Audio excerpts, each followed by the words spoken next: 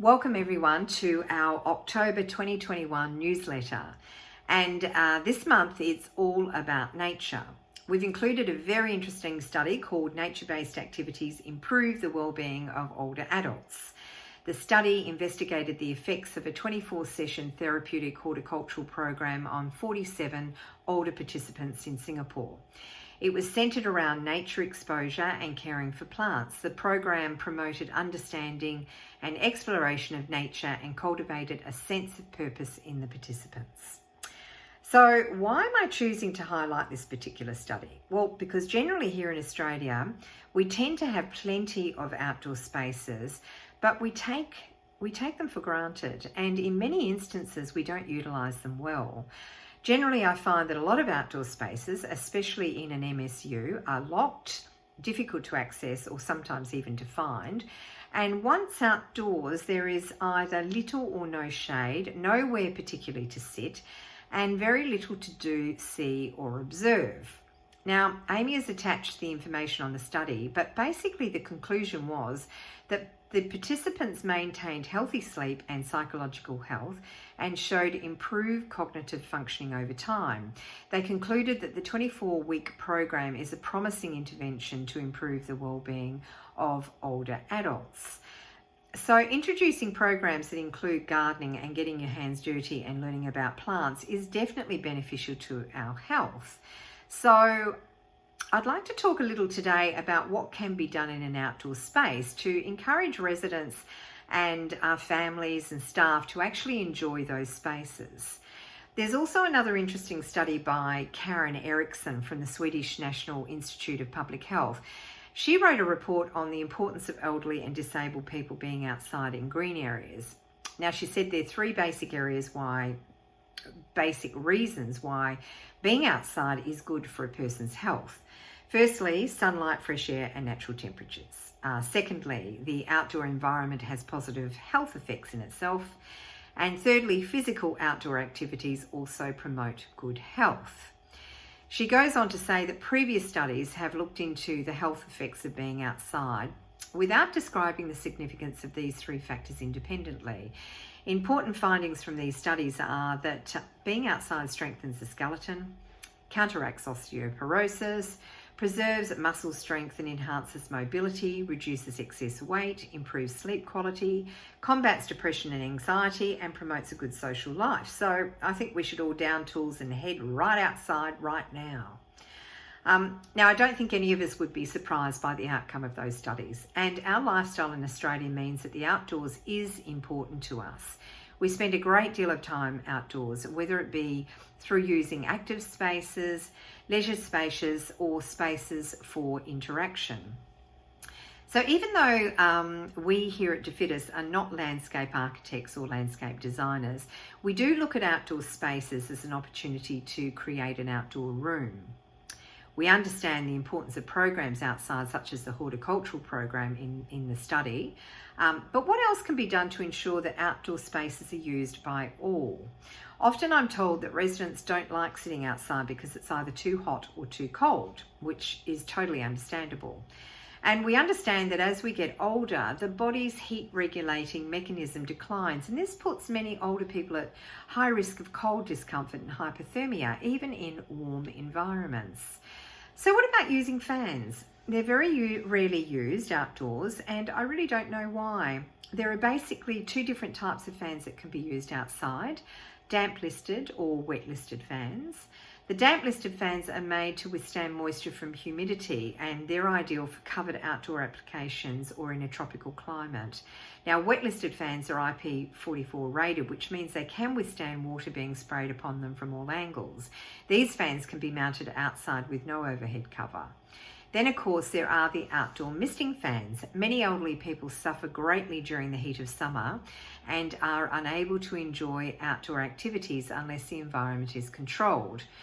So outdoor misting fans help prevent dehydration by keeping the body cool and relieve the symptoms of headaches, leg cramps, and fatigue. Misting systems have been used in outdoor cooling applications for decades. These systems can provide outdoor cooling, reducing temperatures by up to 4.5 degrees Celsius, with virtually no noticeable increase in the relative humidity. So on the flip side, what about winter? Australians in the past few years have definitely started to embrace the concept of extending indoor living areas outside, but not really in residential aged care. However, there's no reason to let the cold weather stop you when you can install an effective heating system and enjoy the outdoors all year round. There are many different types of heating and cooling systems available, and I would suggest that you get the right advice on the most appropriate type for your space and also for your location. Now, the overall design, of course, of the garden or courtyard is paramount, and often landscaping is one of those items that gets cut when projects are running over budget, which is a real shame, as we know how important it is to have access to spaces such as sensory gardens that are well designed with pathways that lead persons back to their house or building. We know this is especially important to someone with dementia. But what about someone with mobility issues? In today's world, when everyone is so busy, there are not enough carers or people available to take them for a walk through a beautiful garden. It's sad but true. So why don't we focus on creating outdoor rooms and usable spaces, encouraging people to sit and enjoy the area without the need for assistance? Creating external spaces for everyone to enjoy is about using all the senses. So we're talking about sound, which is hearing, fragrance, which is smell, colour, which is sight, kitchen or the outdoor vegetables, which is taste, and of course tactility, which is touch.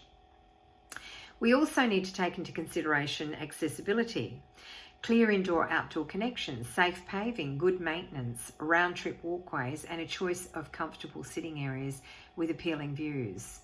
We need to embrace modern technology, and this should be more readily used, especially to make gardens more active. The use of external garden speakers, lighting, sculptures, playgrounds, barbecue areas, natural amphitheatres to encourage use by local schools or bands could be weaved into the overall design. Other areas may be more passive and be used to just sit and relax and smell the roses. They say that our olfactory system is the most powerful sense for triggering memory. Landscape designers and horticulturalists often use fragrant plants in gardens for people with dementia precisely because they are so effective. When we think of fragrance in the garden, we often assume just flowers. If you've ever smelled freshly mowed lawn or the crushed leaves of just about any culinary herb, then you would know that flowers are just part of the story. There is a massive new brain science on the links between smell, emotions, and memories. It transpires that early emotional autobiographical memories are strongly related to smells due to the way the brain evolved. Vertical garden panels are an exciting way to create living walls. Living walls are wonderful to use in courtyards and are easily accessible by everyone to pick herbs, vegetables, flowers, and just about anything that grows. Courtyard areas can be full of wonderful things to touch and explore. They don't just have to be your traditional outdoor furniture. Pots and plants can be scattered, even with outdoor bookcases, along with interesting outdoor accessories that are a visual feast for the eyes. Beautiful areas to sit and enjoy looking at the plants, sculptures, water features, bird baths, wind chimes, and a variety of interesting objects that can become a talking piece. Really, it's endless. Just let your imagination go wild. Also, correct planting can create gardens that encourage bird life. So I'd just like to finish my talk by saying, let's encourage more people to stay healthy and enjoy outside living. Let's give them some choice. A well-designed activity program and a well-designed garden or courtyard can make the world of difference to all of us, but especially to our residents that live in residential aged care. So I hope you've enjoyed the talk for this month. There are so many other things that I could discuss about outdoor spaces, but we might have to leave that for another time. Now, somebody told me it's only 61 days until Christmas, so I will leave you with that sobering thought. Have a great November, and I look forward to chatting again next month. Bye for now.